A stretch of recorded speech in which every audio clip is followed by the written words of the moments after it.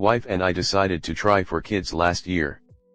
Found out I'm completely infertile without surgery. 5 months later she got pregnant. I literally do not know what to do.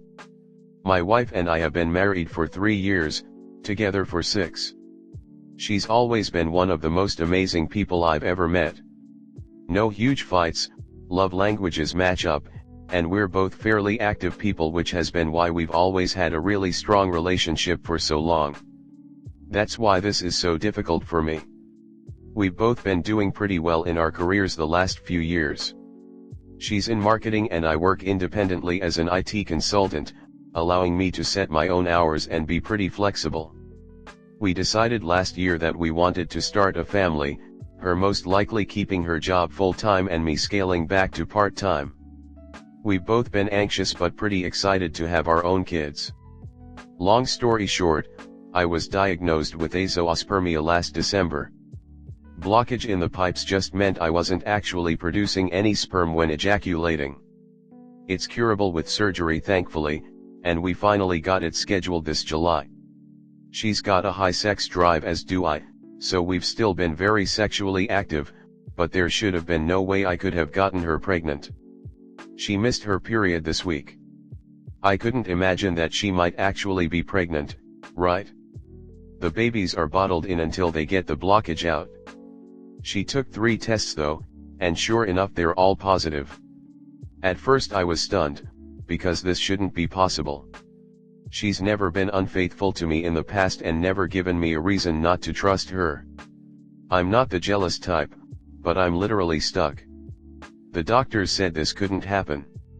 And I can't believe my wife would jeopardize the future we've been so excited for over some fling when we seem to have such a great emotional and physical connection. My wife's been ecstatic. She's given no indication of any guilt or worry that she may have cheated. She was so excited when she first found out that I didn't express my worries then. But she left for work and now I feel completely torn. What if she did cheat? Looking back now, there's a few tiny things that didn't seem to be an issue but now have me racking my brain for clues. Her job often has her taking clients out for dinner and it's not uncommon for her to get back later in the evening. She definitely had a busy last few months, but that's not uncommon for her job. She always wears one of the same 2 perfumes, but she came back one night smelling completely different. I remember seeing a text message on her lock screen of just a winky face, a different time, but assumed it was one of her girlfriends. Fuck man, I don't know what to do. I set up an appointment on Monday to see if there's any chance it could be mine. If it is mine and I accuse her of cheating, I feel like the world's biggest asshole. But she's coming home in a few hours and I don't know what I'm going to say to her. I can't stop thinking of these small things that may have been her cheating and I just didn't see it. Do I wait until the doctor appointment Monday before talking to her, or do bring up these insecurities while she's celebrating the pregnancy? I'm worried I won't be able to hide what's going on. ComNet. I'd say you should wait for the appointment. Biology can surprise us sometimes, but prepare for the worst case scenario. Yes, very similar story for a friend of mine who was almost 50. Tried IVF, etc. many times.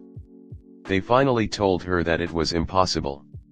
About a year later, she started complaining about throwing up in the morning, and she started getting fat, and what do you know, beautiful little baby girl. I was married for 5 years, never got pregnant during that time.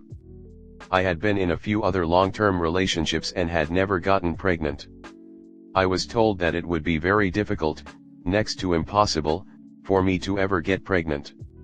Got together with my husband at the age of 39, got married and 5 months later I was pregnant. Haven't gotten pregnant again and it's just as well. I'm turning 50 soon. Is it your count that is low? Because as long as you can have normal sex as in you and like everyone else, then the probability is always there. If so, then your count might be so low to the point that the percentage is so small to get someone pregnant. It is possible, but doctors rely on science, and if the probability is extremely low to the point that it doesn't seem probable, they will tell you it's impossible to get your wife pregnant. Think of the lottery. You probably won't ever win, but it can happen, and it does. We see it on the news all the time. Someone wins the lottery. But I don't want to speculate too much. I asked my cousin, who is only a surgeon, so it's not her specialty, but this is how she explained it. So hopefully this can keep you grounded. Tell your wife your concerns in front of a doctor. She can't hide the truth from you for long. A doctor will be able to talk about probabilities, and most importantly, the truth will come out when the baby is born and you can get a test. Next story 2. My marriage is based on a lie. My entire family, including my husband, is implicit in it. I want out. I have no idea how to. I will try to keep this short. My family and my husband's family are members of a fundamentalist Christian denomination, of the type that views women's roles as exclusively to be a helpmeet to their husband and to raise children. I don't think people realize how dark that world is really, but I won't get too much into it. Let's just say that unless you've been super brainwashed or actually somehow believe it, it's not a good place for women, or kids, or really anybody. I was homeschooled for my whole life and rarely had any interaction with anyone outside of the circle until I was 18. I wasn't allowed to talk to people who weren't from my church unless it was for the purpose of trying to convert them. From an early age I knew I was different, and by puberty I was crushing on girls and having sexual thoughts and feelings about them. After reading my diary when I was 14, my parents sent me to conversion therapy, which was an awful experience and obviously didn't work. Between the ages of 15 and 18 I attempted suicide 11 times. After being released from the hospital the last time, my parents essentially farmed me out to family friends to help with their children and to attempt to find someone to court me. When I was there I had unmonitored internet access for the first time and joined an LGBT group locally under a pseudonym and started going out to meet people when I could, since the supervision was more relaxed than it was with my parents. At one of these meetups I met a girl who I fell completely in love with and started dating her in secret. This was in April of 2017. Fast forward to when we had been dating around 8 months. It was around this time of year and we went out to a Christmas light festival in a neighboring town. Usually people from our denomination don't go to that kind of thing because it's not God-honoring, but friends of the people I was staying with saw me there with her and told them. By the time I got home that night my parents were there waiting for me. 2 months later, after being forced back home and having everything taken away, I was introduced to my now husband, and by May of this year we were married. I don't love him. He doesn't love me. He 100% buys into everything that the religion teaches, but had a failed courtship and then did mission work. He's literally told me that the only reason we are married is because he feels like Jesus's mission for him in life is to heal me. It's been 8 months of absolute hell. Everything I do is approved by him. I only have friends who are the wives of his friends or are from church. I don't have a job.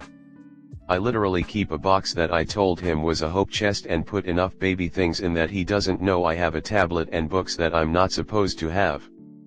I know that this isn't really the typical kind of thing that gets posted in this board, but I'm desperate. I've been talking to my girlfriend again since I got the tablet. I've been trying to mend things with her. I know that I need to get out of this situation, but I have no idea how to. I'm afraid I'm going to get dragged back into this hole again and I can't. I am hoping that this board might have people on it, even just 1 or 2, that can help me to leave safely and permanently. It's hard because if I do go I have to basically build my life over again from scratch, and I don't have any family or anyone who would help or support me in any way. Comnet. Am really concerned that your husband is forcing you to have sex with him against your will. Cults like the one you describe tend to have traditional views on sex being a requirement in the marriage, and that you can't ever say no. If he is having sex with you that you don't want, that is rape. Even if you say yes because you are scared to say no. No one has a right to your body, not even your spouse. My ex-husband would wake me up very early to have sex, despite me being sleep deprived because of having a baby who cried all night. I remember lying there, crying silently, in pain because we'd been in a car wreck and I had severe whiplash and everything hurt. I only had sex with him because he would not let me sleep until he was done. It was only years later that I was told that was rape. I told him no, but he badgered me for ages until I would give in. What I am trying to say is that sex that you do not want is assault, even in marriage. Not having sex with your husband is even more important now because you absolutely cannot afford to get pregnant at this time. A baby will tie you to this man for 18 years or more. Do not let him try to talk you into it. Do not give in to begging or threats, and if he does force you, call the police. Make sure you go to the ER and they give you the morning after pill. Protect yourself. Good luck to you. I believe you can get away. It will be difficult at first, but I suspect that you will thrive once you are out of there. Girl, I don't know what to say. I'm speechless. If it were something that you chose for your life, but it isn't. You didn't have the opportunity to make a choice. I have no idea what it feels like. I'm not from your country, so I have no idea what might help, but try to go to a shelter house or something. To build your independence you need a job, money to support you. I just hope everything will be alright for you. You deserve freedom, love, and happiness. Is better do it now and face the consequences of your family/husband/friends than live a whole life with no meaning for you. Wish you the best.